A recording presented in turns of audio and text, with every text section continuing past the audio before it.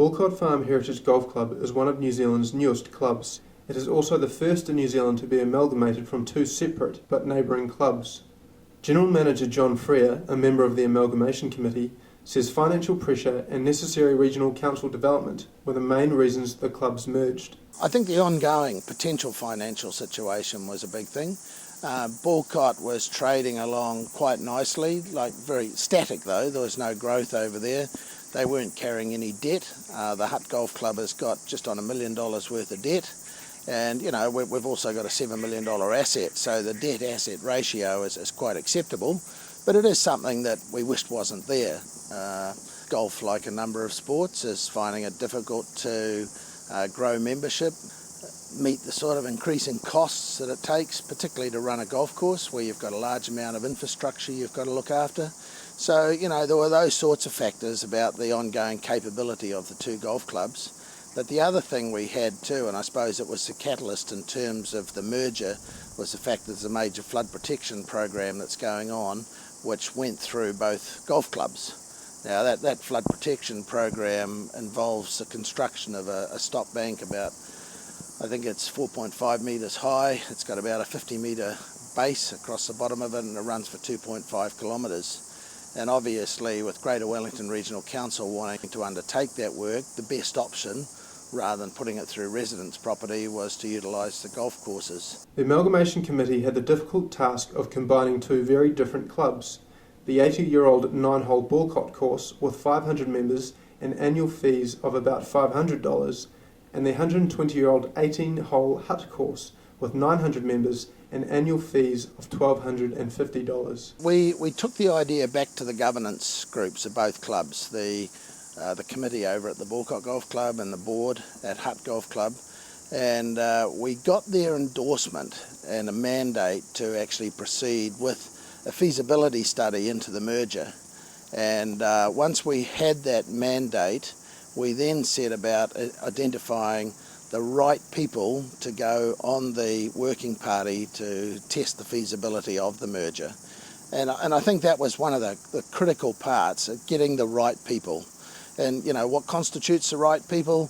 They're people that are forward thinking, people that can work with other people, that sort of like leave their egos and their personal opinions at the door when we come to meetings. And those people weren't all committee or board members of the two clubs. They were just a group of people that we brought together. The other thing we did too is that Hutt had around 900 members, Boulcott had 5, so there was quite an imbalance. One was an 18-hole course, one was a 9-hole course, but what we decided is that there would be equal representation on everything we did. So rather than sort of trying to calculate 2/3, 1/3, whatever, it was equal. So we had 4 representatives from both clubs that came together under that working party. Once people were selected for the feasibility group, they were given 4 weeks to look at every aspect of the merger. We came up with a very comprehensive document that covered off all the aspects that we needed to handle in regards to bringing the two clubs together. Then we set up, you know, what are the key reasons for the merger? And, you know, obviously, as I said before, was ongoing capacity and capability, the stop bank. Then we looked at sort of what was the situation now, and we tracked back through where both golf clubs were at. So you can see it was quite a long and involved process. Then we actually set out what were the objectives that we wanted to achieve, and there was a whole raft of those. And then we put the strategy in place to actually achieve the objectives that we want. And that included everything from, you know, what is it going to cost, you know, for members to belong to the club? What are the financial benefits of merging the two clubs? What are the financial negatives of merging the two clubs? One club had a 9-hole philosophy, the other one had an 18-hole philosophy. How do we bring that together? One club's membership was maybe slightly older than the other one. How do we bring that together? What do we do with the clubhouse? Do we bring the poker machines over? You know, do we provide free tea and coffee? So all those things were sort of worked through by the feasibility group. And we wanted to show that, you know, this did mean business. It was a big job, it was a big effort. We were playing with nearly 200 years of history of the two golf clubs. So, you know, we wanted to make sure that we did all that justice. And then we brought that back to the two boards and presented that to the two boards. Now, once the boards had seen that and there was various discussion, we then decided the next step was to go to a special general meeting to get the members to vote on the merger. But prior to doing that, we held meetings with the members of both clubs and invited them along so that we could actually present the document to them and give the members plenty of chance to mull it over before they had to vote on the merger. After the feasibility study was presented to both clubs, members mulled over the merger's pros and cons, and then, a month later, they gathered to vote. Both clubs could have actually voted on that with a simple majority, but because of the significance of the decision, the resolution that we put up at the special general meeting required a 2/3 majority to actually pass the resolution. We just felt that the decision was too big to leave it to sort of, a single majority. And, the good thing was that we achieved that 2/3 vote at both golf clubs. So, we knew we had a more than large proportion of both clubs that were supporting the merger. Having achieved the majority vote, the two clubs were amalgamated into Boulcott Farm Heritage Golf Club. Although it's still in its infancy, the amalgamation is already proving itself successful in some areas. Since the merger has occurred, in terms of our membership growth, we're up to over 1,300 members now, 1,320 I think it is, plus we've got another 120 kids on our junior program, so you've got over 1,400 members of the golf club. And as a result of that, things like our clubhouse functions, activities, bar, all that sort of stuff is also lifted quite significantly. And we've actually, our clubhouse activities for the first 5 months of the year, and of those 5 months I think only 3 of them were with the fully merged golf club, have returned about a $70,000 profit. So you can sort of see the benefits that can be achieved through having greater numbers of people using your facility. The merger will also provide opportunity to build new facilities and a chance to design a new course.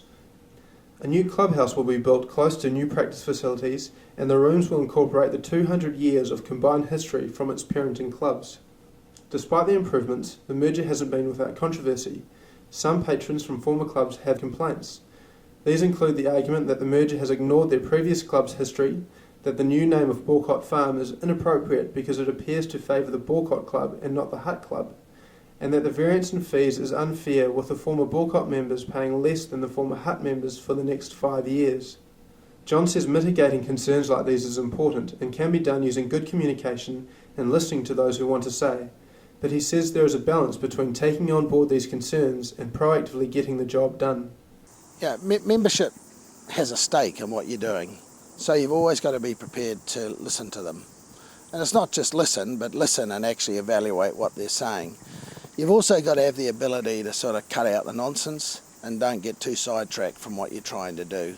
And that's a bit of a balancing act that anybody who is running a sports club in New Zealand has to face every day.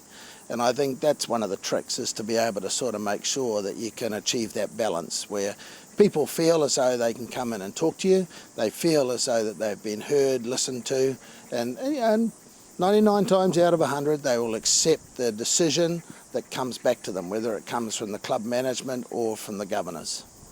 Now that the amalgamation is complete, John says there are lessons, but generally he believes the committee got it right. Yeah, I don't think we would have done a lot differently. There was one thing that I would, and just over the last 3 or 4 weeks we've had a special general meeting because there were a group of people who were unhappy with the name, and they took it to a special general meeting. We had 420 odd people come to that meeting, which was pretty significant, but the resolution was lost. And I think that was about a communication about a particular aspect of the merger. And I think the learning is that where we've got big decisions like name, clubhouse development, anything that's sort of a major part of the whole fabric of the merger, that we do need to make sure that we effectively communicate with the membership. We did a really good job of communications up front, and then this sort of project got away a bit like a runaway steam train, I suppose, and there's parts of things where you look back and think, I would have changed that. But overall, Joe, no, I wouldn't say that there was a lot we needed to change. There were lots of peaks and troughs that we went through. There were days you'd come to work and you'd sort of think, I'm over this, let's just go back to what we were. But then we had this amazing group of people that were sort of always there to help one another, support one another, and keep us on track and keep us going ahead. And what about the future? Will the two clubs eventually operate in perfect harmony under one name? I think that, okay, we've merged the golf club, but we've still got a long way to go.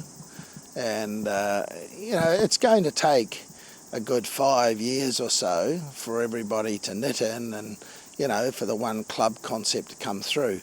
I've been really impressed with the way that the memberships of both golf clubs have embraced it.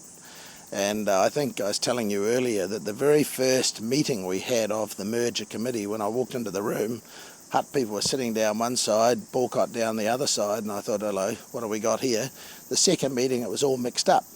And that's pretty much been reflected when we, on the 1st of November, when we brought all the members into the one facility, you could see the pockets of people sitting around, and within a month, all of a sudden, they're all playing in mixed competitions, they're sitting together in the cafe area, so it's been really neat to sort of see that happen. And I think the real thing is in 3.5, 4 years' time, when the stop bank work is finished and we have a new clubhouse, to be able to look back and say, hey, look what we've done and look what we've established for the next 100 years for golf and the Hut City is going to be something that's going to be really, really special.